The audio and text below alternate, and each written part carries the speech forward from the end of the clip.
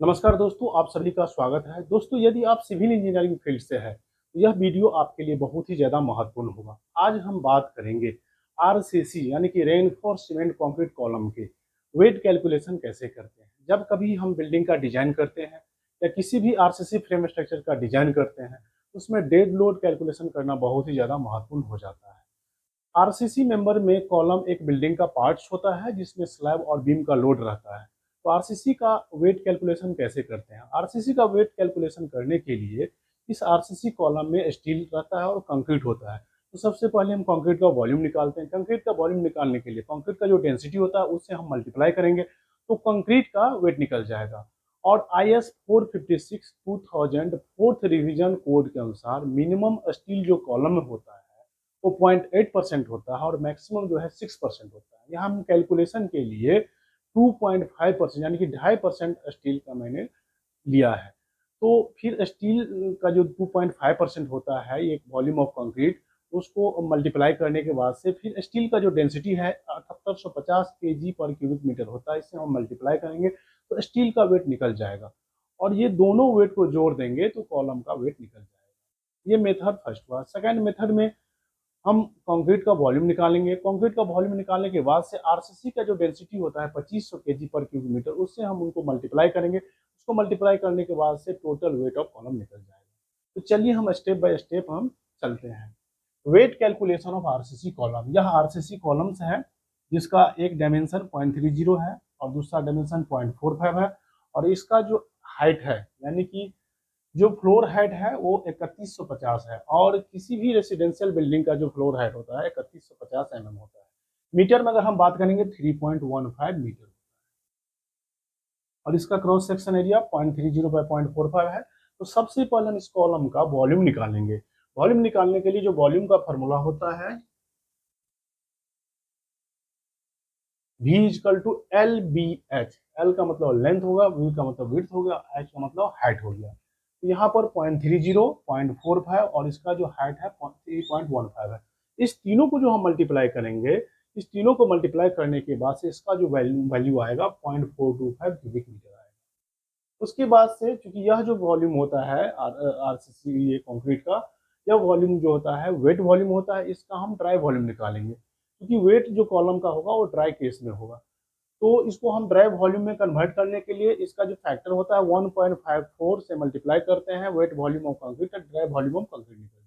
क्योंकि इसका मतलब ये हुआ जो ड्राई वॉल्यूम कंक्रीट होगा 54% हायर देन जो होगा वेट वॉल्यूम ऑफ कंक्रीट होगा।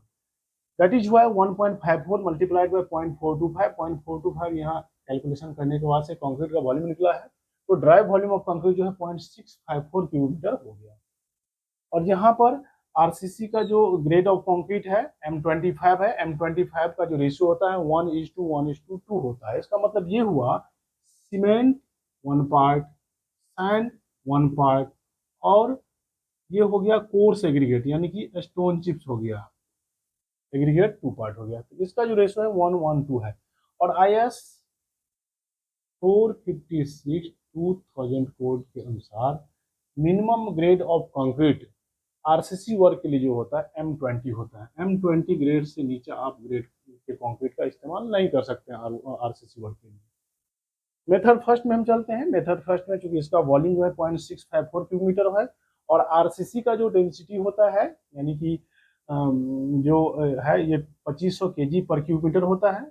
ये 2500 केजी से इसको मल्टीप्लाई करेंगे। मल्टीप्लाई करने के बाद से इसका जो वैल्यू आएगा 1635 केजी आएगा। तो चलिए हम मल्टीप्लाई करते हैं 0.654 मल्टीप्लाइड बाय 2500 करने के बाद से इसका जो वैल्यू आएगा 1635 के जी आएगा। तो ये 1635 के जी आएगा। उसके बाद से मेथड 2 में हम क्या करेंगे? मेथड 2 में सबसे पहले कंक्रीट का हम वेट निकालेंगे, फिर उसके बाद स्टील का वेट निकालेंगे और ये दोनों वेट को हम सम कर देंगे तो टोटल वेट ऑफ कॉलम निकल जाएगा। तो चलिए सेकंड मेथड में करते हैं। Weight of concrete equal to 0.654 that is ये ड्राई वॉल्यूम ऑफ कंक्रीट और multiplied by density of concrete 2400 KG पर क्यूबिक मीटर। दोनों को मल्टीप्लाई करने के बाद से 0.654 मल्टीप्लाइड बाय 2400, इसका जो वैल्यू आएगा 1569.60 के जी आया। ये जो कंक्रीट है, इसमें जो कंक्रीट है इसका ये वेट आ जाएगा, क्योंकि यदि हम कॉलम की हम बात करें इस तरह से, तो इसमें मिनिमम 4 स्टील होता है, और ये इसमें स्टीरअप हो गया, और ये इसका नॉमिनल कवर हो गया। ये कॉलम के इसमें 25 mm होता है, और ये इसमें आरसीसी हो गया। तो इस तरह से ये कॉलम में 4 बार हो गया, और ये स्टीरअप हो गया, और ये कंक्रीट हो गया। तो इसमें स्टील भी है और कंक्रीट भी है। ये कंक्रीट का वेट निकल जाएगा। और वेट ऑफ स्टील जो है, यहाँ कैलकुलेशन के लिए मैंने 2.5% लिया है। तो total volume of dry volume concrete है 0.654 मल्टीप्लाइड बाय 2.5, और ये परसेंटेज है इसीलिए 100 से इसमें डिवाइड हो जाएगा। और डेंसिटी ऑफ स्टील 7850 kg पर किलोमीटर होता है। तो डेंसिटी से यदि हम मल्टीप्लाई करेंगे इसको, तो ये स्टील का वेट निकल जाएगा। तो इसको कैलकुलेशन करने के बाद से इसका जो वैल्यू आया 128.35 kg आया। यह कंक्रीट का वेट आ गया और यह स्टील का वेट आया। दोनों वेट को सम करेंगे, that is weight of column is equal to weight of concrete plus weight of steel. Weight of concrete is equal to 1.69.60 kg plus weight of steel equal to 128.35 kg। दोनों का सम करने के बाद से 1697.95 यानी कि 1697.95 kg आया। पहला मेथड में 1635 kg आया और दूसरा मेथड में 1697.95 kg आया। क्योंकि यह परसेंटेज ऑफ स्टील जो है कॉलम का मिनिमम 0.8% होता है और मैक्सिमम 6% होता है। कैलकुलेशन के लिए इसके बीच का एक वैल्यू लिया गया है, इसीलिए थोड़ा बहुत वेट में अंतर डिफरेंस आएगा।